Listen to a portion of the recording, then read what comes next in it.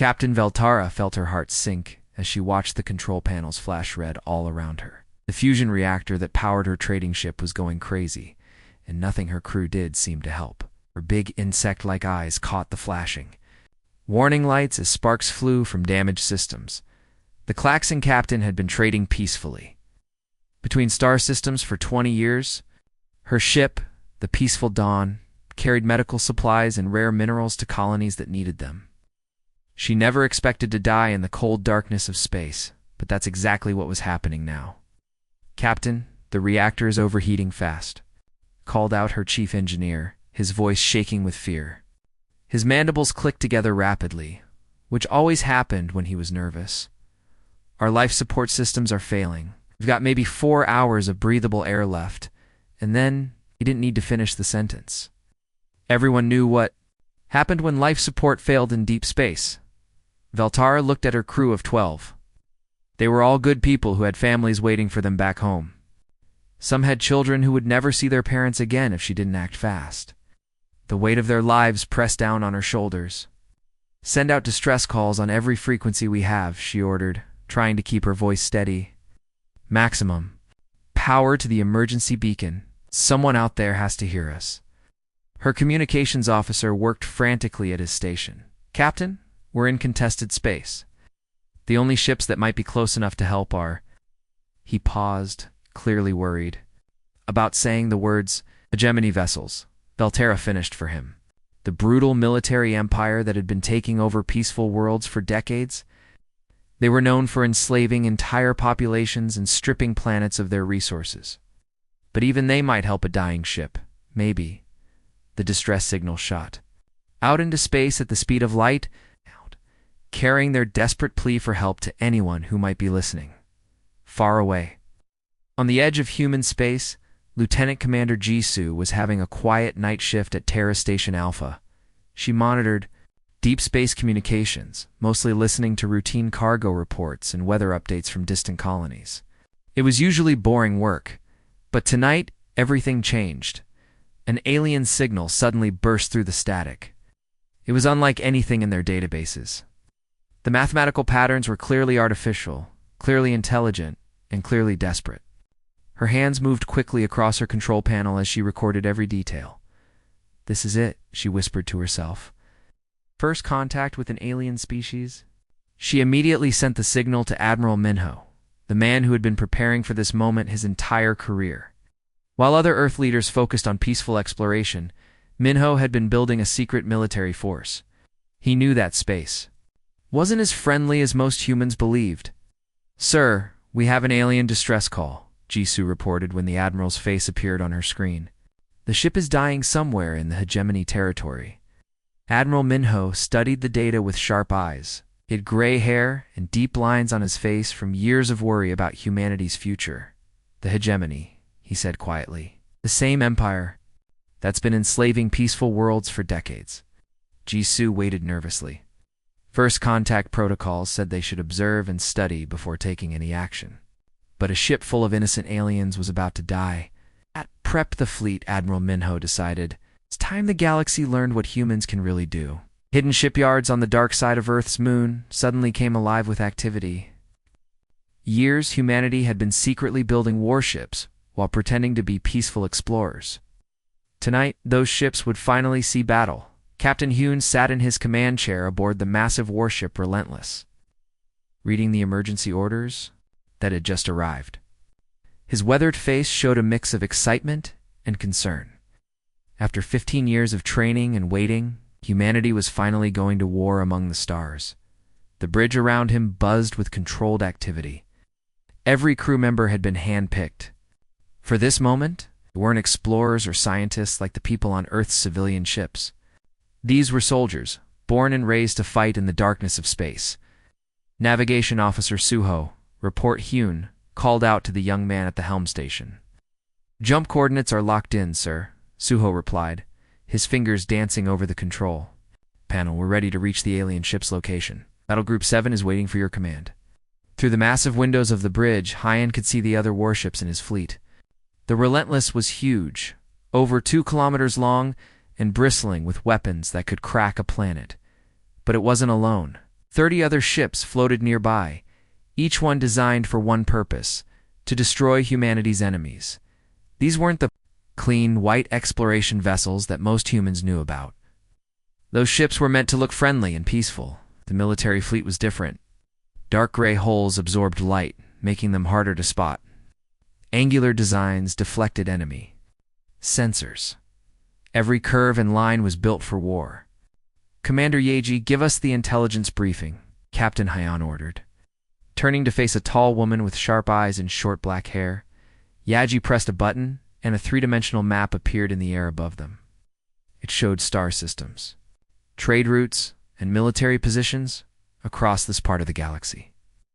Red markers indicated hegemony territory. "The hegemony has been conquering worlds for over a century," she began, pointing to different areas on the map. "They use simple tactics: show up with overwhelming numbers, threaten to destroy cities, and demand surrender. Most peaceful species give up without fighting." She moved her hand, and the display changed to show typical hegemony battle formations. Their ships fly in straight lines, like an ancient army marching across a field. They rely on having more ships than their enemies, not on smart tactics or superior technology. Captain Hayon studied the formations with interest. "They've never faced real military resistance before, have they?" "Never," Yaji confirmed. "Every species they've encountered evolved on peaceful worlds. They don't understand warfare the way we do. They don't know how to coordinate attacks, use deception, or adapt when plans go wrong." The captain smiled grimly. "Earth is different. We've been fighting wars for thousands of years. We know things about combat that these aliens have never even imagined." He stood up from his chair and looked out at his fleet. Each ship contained hundreds of soldiers who had trained their entire lives for galactic warfare. They had studied every form of combat from human history and adapted it for space battles. "The galaxy classifies Earth as a death world," Hyon said to his crew. "Think that means we're just tough survivors. They don't realize it also means we're the most dangerous predators they've ever encountered." Navigation Officer Suho looked up from his controls. "Sir, all ships report ready for jump. We can reach the alien distress signal in 40 minutes. Then, let's go save some lives," Captain Han ordered, "and show the galaxy what humans can do when innocent people are in danger." The quantum drives activated with a deep hum that vibrated through the ship's hull. One by one, the warships disappeared from Earth's solar system, jumping across impossible distances toward their first real battle. Humanity was no longer hiding behind peaceful exploration. The galaxy was about to meet Earth's true military. POWER. Dr. June had spent his entire career studying alien life forms, but he had never actually met one face to face. Now he found himself in the medical bay of the Relentless, treating injured Klaxon crew members, while learning secrets that would change humanity's understanding of the galaxy forever. The Klaxons were fascinating creatures. They looked like a cross between praying mantises and butterflies, with delicate features and compound eyes that reflected light in beautiful patterns. But what struck Dr. June most was how gentle they were. Even while suffering from radiation poisoning, they thanked him constantly and worried more about their rescuers than themselves. "Doctor, how are our patients doing?" Captain Valterra asked as she watched him work. Her translator device made her clicking speech sound almost musical in human ears. "Much better," Dr. June replied, checking his medical scanner. "The radiation treatments are working well. I have to ask you something important. Captain Hien needs to understand what we're dealing with out here." As he worked, Dr. June asked careful questions about Klaxon society, their military capabilities, and their knowledge of other species. What he learned made his blood run cold. "Captain Valtara," he said gently, "your people have never fought a war, have you?" The alien captain's compound eyes dimmed with sadness. "We don't understand the concept of organized violence. Our world has always been peaceful. We solve disagreements through discussion and compromise. The idea of deliberately hurting others for political gain is foreign to us." Dr. June felt his heart sink. "What about other species in the galaxy? Surely some of them have military forces." "A few have defense fleets," Valtara admitted. but they're designed to patrol borders and rescue ships in distress, not to fight wars. Most galactic species evolved on what you might call garden worlds. Perfect weather, abundant resources, no natural predators. We never needed to develop weapons or fighting tactics. The implications hit Dr. June like a physical blow. He immediately called Captain Hoyne to the medical bay for an emergency briefing. "Sir, you need to hear this directly from Captain Voltara," Dr. June said when Hayne arrived. "The situation is worse than we imagined." Captain Voltara explained how the hegemony had been expanding across the galaxy for decades. They arrive at a peaceful world with hundreds of warships. They threaten to destroy our cities and kill millions of innocent people unless we surrender immediately. Most species choose to submit rather than watch their people suffer. "How many worlds have they taken?" Captain Hoyne asked, his jaw tightening with anger. "Over 200 in the past 50 years, Voltara replied. "And the pace is accelerating. 3 more Galactic Council worlds went silent just this week. We assume they've been conquered or destroyed." Intelligence Officer Yeji had been listening quietly, but now she spoke up with barely controlled fury. "Sir, I've been analyzing the data. The Galactic Council represents over 40 different species, but their combined military strength wouldn't match a single human battle group. They have cargo ships, research vessels, and exploration craft, but almost no actual warships." Captain Haeyun studied the star charts that showed hegemony expansion like a spreading infection across the galaxy. Red zones marked conquered territories, while shrinking blue areas represented free worlds still under Galactic Council protection. They're not just conquering random planets, he realized. They're systematically targeting the most advanced and resource-rich worlds first. This is a coordinated campaign to control the entire galaxy. Dr. June looked up from his medical equipment. "Captain, these people have no idea how to fight back. They're like sheep being hunted by wolves. Without help, every peaceful species in the galaxy will be enslaved or wiped out within a generation." "Not on my watch," Captain Han said firmly. He activated his communication system. "Send a priority message to Admiral Minho. Tell him we're going to need every ship we have. This isn't just a rescue mission anymore. We're looking at a galactic war." As the peaceful dawn limped towards Sanctuary Station under heavy human escort, Captain Voltara watched the efficient way the human crew worked together. These strange beings from a death world might be the galaxy's only hope for survival. Sanctuary Station was unlike anything humans had ever imagined. The massive structure stretched for hundreds of kilometers through space, looking more like a floating city than a spaceship. Crystalline towers spiraled upward from its central hub, connected by graceful bridges that sparkled with their own inner light. Gardens and parks were visible through transparent domes, creating islands of green life in the darkness of space. But today, the station's peaceful beauty was overshadowed by fear. The arrival of humanity's dark warships had sent panic through every corridor and meeting hall. Alien representatives who had never seen true military vessels before now watched nervously as the human fleet took protective positions around their home. In the Grand Council chamber, dozens of species gathered for an emergency session. The room itself was a marvel of engineering, with floating platforms that adjusted to each species' environmental needs. Some delegates sat in pools of warm liquid, others perched on crystalline formations, and a few floated in bubbles of specialized atmosphere. Chancellor Dory glided to the center of the chamber, on legs that seemed too delicate to support her tall, graceful frame. Her people, the Valaxians, were beings of pure beauty who spoke through musical tones that could bring tears to listeners' eyes. But today, her harmonious voice carried notes of deep worry. "Fellow council members," she began, her words creating ripples of sound that the translation systems converted into dozens of languages. "We have witnessed something unprecedented.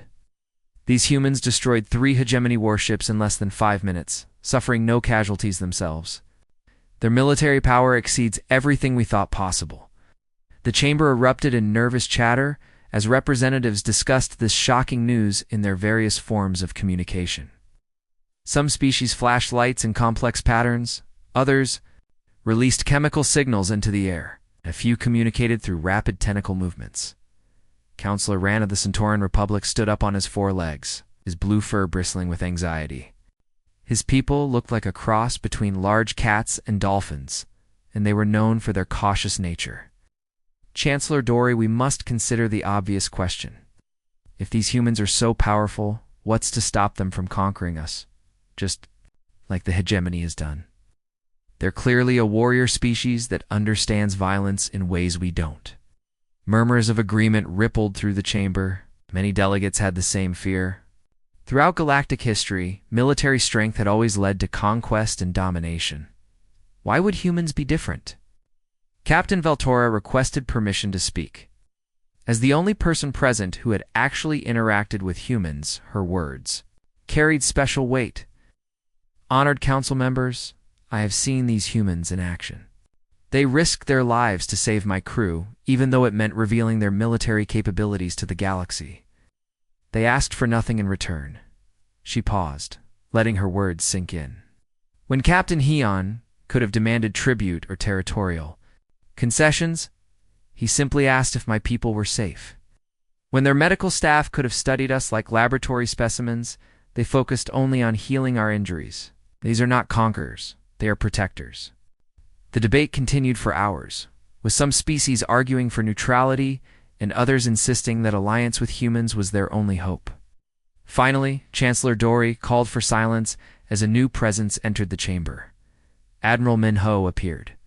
As a holographic projection, his image transmitted across impossible distances through quantum communication. The human leader looked tired but determined, his gray hair and lined face showing the weight of command. He wore a simple military uniform without excessive decorations or symbols of power. Honored members of the Galactic Council, he began. In clear, straightforward language, the Terran Federation has monitored the hegemony's expansion for decades. We've seen peaceful worlds fall to tyranny, while their neighbors stood by helplessly. Today that ends, he gestured, and tactical displays appeared showing hegemony territory in recent conquests. We offer our military assistance against this threat. We don't want tribute, territory, or political control. We ask only that enslaved worlds be freed, and that peaceful species be allowed to govern themselves. Counselor Ran leaned forward skeptically. What happens after the hegemony is defeated? Will you simply return to your own space and leave us alone? Admiral Minnow smiled slightly. Counselor, humans have a saying, the price of freedom is eternal vigilance. We'll help you build the defenses needed to protect yourselves, then we'll go home. But we'll always be watching, and we'll always answer when innocent people call for help. The vote was unanimous. For the first time in galactic history, dozens of peaceful species agreed to organize military action. Humanity would lead the resistance, not as conquerors, but as guardians of freedom. Captain Haon stood on the bridge of the Relentless, watching the peaceful blue world of Boltar grow larger on the main screen. Just 6 months ago, this planet had been famous throughout the galaxy for its incredible art museums and cultural festivals. Beltarians were gentle beings who created sculptures and paintings, so beautiful that other species traveled for years just to see them now. As the human reconnaissance ships moved closer under stealth technology, a very different picture emerged. Captain, you need to see this, called Surveillance Officer Taiho, his voice tight with anger. The young officer had been monitoring the planet's surface for hours, and what he found made his hands shake. As he worked the controls, the main screen switched to show the planet's surface in horrible detail. Where once there had been cities filled with art galleries and peaceful gardens, now there were massive industrial complexes belching smoke into the atmosphere. Enormous mining machines tore chunks out of the planet's crust, leaving ugly scars across the landscape. But the worst part wasn't the environmental damage. It was the people. Slave labor camps, Taiho reported, his voice barely controlled. The hegemony is using the entire population as forced workers. They're strip mining the planet's rare minerals and using the Beltarians like tools. Captain Hayan watched in growing fury as the surveillance footage showed lines of the graceful, bird-like aliens hauling heavy equipment under the watchful eyes of hegemony guards. The Beltarians had delicate frames designed for creating art, not for brutal physical labor. Many looked sick and exhausted, barely able to carry their assigned loads. Those neural shock weapons, Taiho continued, pointing to devices the guards carried. They use them whenever a worker moves too slowly or stops to rest. The pain is so intense it can cause permanent brain damage. One of the human marines standing nearby clenched his fists. Sir, we can't just watch this. These people are being tortured. Captain Han nodded grimly. Document everything. The Galactic Council needs to see exactly what the hegemony does to conquered worlds. This footage will convince any species still thinking about neutrality. While the reconnaissance mission gathered evidence of hegemony brutality, something much larger was happening across the galaxy. In hidden bases scattered throughout human space, Admiral Minho's true fleet was finally revealing itself. For 30 years, humanity had been preparing for galactic war while pretending to be peaceful. Explorers. Secret shipyards hidden behind moons and asteroids had been building vessels that no civilian had ever seen. Training facilities buried deep underground had produced soldiers who knew every form of combat ever developed on Earth. Now, one by one, these hidden fleets began decloaking from stealth positions. Near the Vale Nebula, 50 warships materialized from quantum hiding spots. In the Centauri sector, another battle group dropped their camouflage and began moving toward hegemony territory. Across dozens of star systems, humanity's true military strength emerged from the shadows. The numbers were staggering. Over 800 warships, each one crewed by professional soldiers who had trained their entire lives for this moment. Support vessels carried enough supplies and ammunition to fight for years. Mobile shipyards could repair battle damage or build new weapons in deep space. The hegemony's supreme commander Vexamor sat in his command center on the capital world, reading reports that made less sense each hour. His species looked like armored lizards, and they had conquered most of the galaxy through simple intimidation and overwhelming numbers. But these humans were different. Sir, they hit 3 of our patrol fleets simultaneously, his intelligence officer reported nervously. The attacks were perfectly coordinated across distances of hundreds of light years. They knew exactly where our ships would be and when they would be most vulnerable. Vexamor studied the tactical displays with growing concern. In 40 years of military command, he had never faced an enemy like this. How many ships do they have? He demanded. We don't know, sir. Every time we think we've counted their fleet, more ships appear from nowhere. Our spies estimate at least 500 vessels, possibly twice that number. His aide, a younger officer with less experience, tried to sound confident. Sir, they're just another species. Numbers will win, in the end, but Vexamor wasn't so sure. These humans fought with a precision and coordination that his forces had never encountered. They seemed to anticipate every move his commanders made, always staying one step ahead. For the first time in his career, he was facing an enemy that might actually win. The Koros Gate had been a symbol of hegemony power for decades. The massive space station controlled the main trade route between the galaxy's outer rim and the core worlds, allowing the hegemony to tax and control all civilian traffic. Its capture would send a message that could be heard across every star system. Humanity had arrived. And the age of hegemony dominance was ending. Captain Haon stood on the bridge of the Relentless, watching his tactical display as enemy contacts appeared one by one. The hegemony had sent everything they could spare to defend this critical position. Over 200 warships formed up in their traditional battle formation, creating a wall of metal and weapons that stretched across space. Sir, I'm counting 237 enemy vessels, reported Sensor Officer Nara, her voice steady despite the overwhelming odds. They're moving into standard intimidation formation. This looks like they want us to see exactly how outnumbered we are. The hegemony fleet moved like a parade, with their largest ships in front and smaller vessels arranged in neat rows behind them. It was an impressive sight designed to make enemies surrender without fighting. For most species, seeing such overwhelming numbers would mean immediate retreat, but humans weren't most species.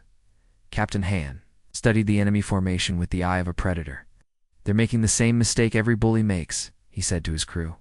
They think size is all that matters.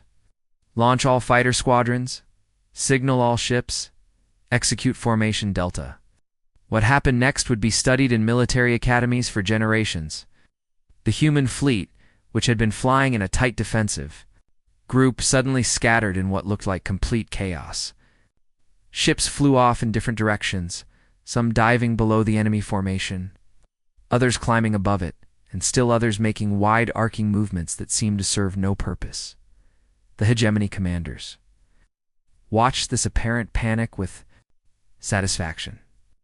"They're running," one of them reported to Supreme Commander Vexamore. "The humans are breaking formation and fleeing in all directions." But Vexamore had been studying human tactics. "No," he said quietly. "They're not running. They're hunting." Commander Hannah led the first fighter squadron into battle, her small but deadly ship diving toward the enemy formation at incredible speed. Behind her, dozens of other fighters followed in perfect coordination. These weren't the clumsy patrol craft that most species used for defense. They were purpose-built war machines flown by pilots who had trained since childhood for this moment. "Eagle Squadron, target their command ships," Hannah ordered over the communication system. "Wolf Squadron, take out their sensor arrays. Make them blind and deaf before the big guns arrive." The fighters struck like a swarm of angry hornets, too, small and fast for the hegemony's heavy weapons to track effectively. They slipped between the enemy ships, firing precisely targeted missiles at critical systems. Within minutes, the neat hegemony formation was in chaos as ships lost communication with their commanders and couldn't coordinate their responses. That's when the human capital ships arrived. The Relentless and its sister ships had used the fighter attack as cover to move into perfect firing positions. They surrounded the hegemony fleet like wolves circling a herd of prey, attacking from angles the enemy had never expected. "Their shields are designed to stop energy weapons," Weapons Officer Salman reported as she analyzed the enemy defenses. Switching to kinetic bombardment. "All railguns, prepare to fire." The human railguns were weapons from nightmares. They accelerated solid metal projectiles to nearly the speed of light, creating impacts that released more energy than nuclear explosions. The hegemony's shields, designed to deflect laser beams and plasma bolts, were useless against chunks of metal moving at such incredible velocities. "Fire," Captain Han ordered. The space around Koro's gate lit up with the fury of human weapons. Railgun rounds punched through hegemony holes like bullets through paper, while guided missiles found their way to engine cores and weapon systems.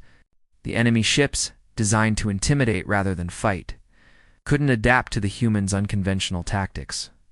Within 4 hours, the battle was over. The once mighty hegemony armada was nothing but floating debris, while the human fleet had suffered only minor damage to a few ships. No human lives were lost. News of the victory spread across the galaxy at the speed of light, carried by quantum communication networks and desperate radio signals. On enslaved worlds, populations that had given up hope began to whisper about the humans who fought like demons, but protected the innocent. In galactic council chambers, species that had considered surrender began planning their own resistance movements. For the first time in generations, the galaxy had hope. The hegemony could be defeated and freedom was possible again. The liberation of Klaxon Prime was supposed to be impossible. The hegemony had held the peaceful world for 3 years, turning its beautiful crystal cities into mining operations and its artistic population into slave labor. But Captain Veltara wasn't the same frightened merchant captain who had sent out that desperate distress call months ago. She stood on the bridge of her new command ship, watching as her mixed fleet of human and alien vessels approached her homeworld. The ship itself was a marvel of cooperation between species. The hull was built using Klaxon crystal growing technology, but it bristled with human weapons and defensive systems. Her crew was a mixture of her own people and human military advisors who had taught them everything about modern warfare. "Captain, we're detecting 12 hegemony patrol ships in orbit," reported her tactical officer, his mandibles clicking with nervous excitement. "They're moving to intercept us." 6 months ago, such news would have meant certain death. Beltara Had learned from the best teachers in the galaxy. "Signal the fleet," she ordered with calm confidence. Execute Human Battle Plan 7 Alpha. All ships, remember your training. Captain Day, the human military advisor attached to her command, watched with obvious pride as the alien crew moved with practiced efficiency. The young Korean officer had spent months teaching former merchants and cargo handlers how to think like soldiers, and the results exceeded everyone's expectations. Your people are incredible learners, he told Veltara as they watched the tactical display. Most human recruits take years to master these techniques. Your crew absorbed them in weeks. The battle for Klaxon Prime was over in less than an hour. The hegemony forces, expecting to face helpless traitors, instead encountered a coordinated military assault using tactics they couldn't understand. Veltara's ships moved like a school of fish, supporting each other perfectly while striking at enemy weak points with surgical precision. Hegemony orbital platforms destroyed, her weapons officer reported. Landing zones are clear for liberation forces.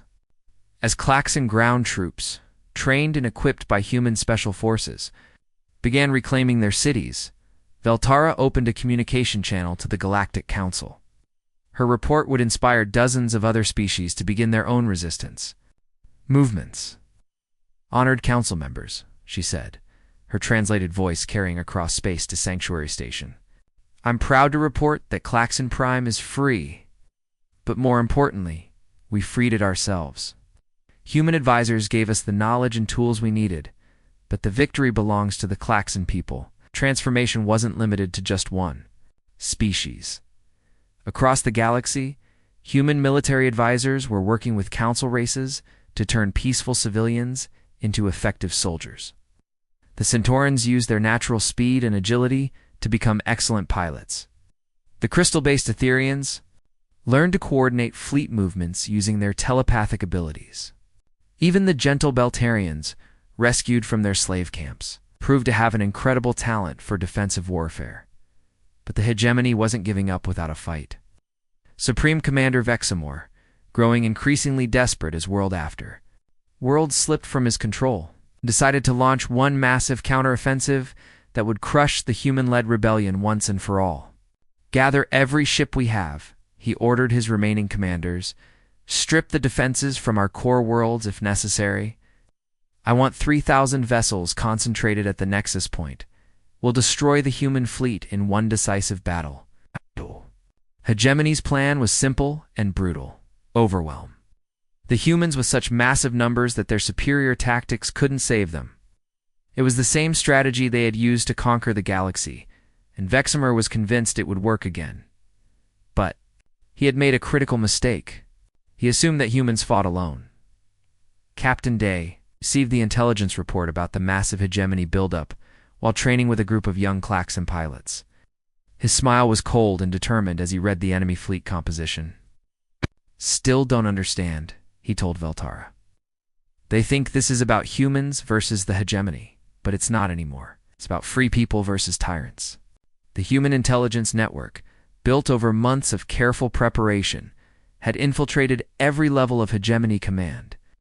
Every order Vexamor gave was known to human commanders within hours. Every troop movement was tracked and countered. Supply convoy was vulnerable to precisely timed attacks. Across former hegemony territory, enslaved worlds began rising in coordinated rebellion. Human special forces teams, working with local resistance fighters, struck at critical infrastructure. In communication networks, the mighty hegemony military machine began falling apart from within as its own former victims turned against their oppressors. The tide of war had turned completely. What had started as a rescue mission for one disabled ship had become a galactic revolution that would reshape the political structure of the entire galaxy. Hegemony Prime had never been attacked in its 1,000-year history.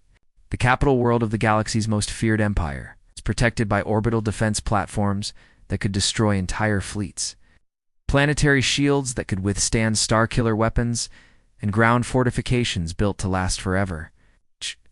Was supposed to be unconquerable, but as captain, Yoon watched the massive Allied fleet drop out of quantum space around the enemy homeworld. He knew that today would be different. This wasn't just a human assault force anymore. Ships from dozens of species flew alongside Earth's warships, all united by a common cause: the complete destruction of the hegemony's ability to enslave innocent worlds. Captain, I'm reading over. 2,000 Allied vessels in the attack formation, reported Tactical Officer Sung, his voice filled with amazement. Klaxon crystal ships, Centauran speed fighters, Beltarian defense platforms, and our own battle groups. It's the largest military force in galactic history. The sight was incredible. Where once there had been only human warships painted in dark gray, now there was a rainbow of different designs and technologies. Each species had contributed their unique strengths to create a combined force that was greater than the sum of its parts. But even with such overwhelming numbers, Gemini Prime wouldn't fall easily. The planet's orbital defenses opened fire, immediately sending streams of destructive energy toward the approaching fleet. Ancient weapon platforms, some as large as cities, had been designed to protect the capital against any possible threat. Planetary shields are at full strength, Sung reported as the first wave of attacks began. Those defense platforms are targeting our command ships. We're taking heavy fire. Captain Haynes studied the tactical display with calm focus. Signal Major Rena's ground forces. Tell them it's time to earn their pay. We can't break those shields from out here. Deep within the belly of several transport ships, Major Rena was making final preparations with her assault teams. The young Korean officer commanded a force unlike anything the galaxy had ever seen. Human Marines fighting alongside alien volunteers who had been freed from hegemony slave camps. Listen up, everyone, she addressed her mixed unit of humans, Klaxons, Centaurans, and Beltarians. Those shield generators are buried deep under the capital city. We're going to drop right into the middle of enemy territory and fight our way through streets they think we'll never reach. The drop pods launched from the transport ships like metal meteors, carrying the assault teams through the planet's atmosphere while space combat raged overhead. Hegemony anti-aircraft weapons tried to stop them, but human stealth technology and alien coordination made most of the pods invisible to enemy sensors. Major Rena's pod crashed through the roof of a hegemony government building, sending chunks of alien architecture flying in all directions. Her powered armor absorbed the impact easily, and she was on her feet and fighting within seconds. Primary objective is 6 blocks north, she radioed to her scattered teams. Move fast and stay together. The fleet is counting on us. The battle for the capital city was unlike anything in galactic warfare history. Former slaves fought their way through the streets where they had once been paraded as trophies. Klaxons used their natural climbing abilities to scale buildings and attack from above. Centaurans moved so fast that hegemony soldiers couldn't track them. Beltarians, despite their gentle nature, fought with desperate courage to prevent other worlds from suffering as theirs had, in his fortress at the city's center. Supreme Commander Vexamor watched the battle unfold with growing despair. For decades, he had conquered peaceful worlds through intimidation and overwhelming force. But these enemies were different. They weren't fighting for territory or resources or political power. Sir, they're not trying to capture our strategic positions, his intelligence officer reported in confusion. They're focusing entirely on freeing our slave populations and destroying our ability to project force. Vexamor finally understood what he was facing. These humans and their allies weren't conquerors like his own people. They were something his empire had never encountered before, warriors who fought purely for moral principles. Sir, the shield generators are under attack, his aide reported frantically.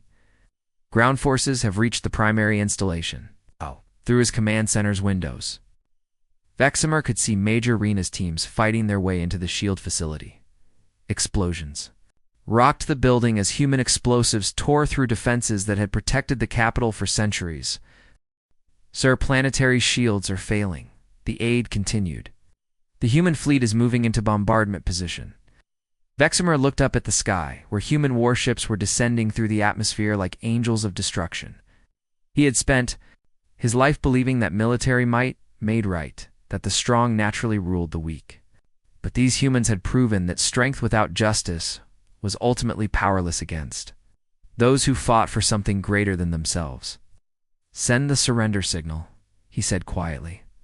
"The war is over." Across the galaxy, former slave. Worlds erupted in celebration as news of the victory spread. Captain Heian stood on his bridge, watching alien families reunited and freed populations rebuilding their societies. Humanity had reluctantly become the galaxy's guardians, but they had also inspired dozens of species to stand up for themselves. The age of the hegemony was over. The age of galactic cooperation, protected by human strength but built on the courage of all free peoples, had begun.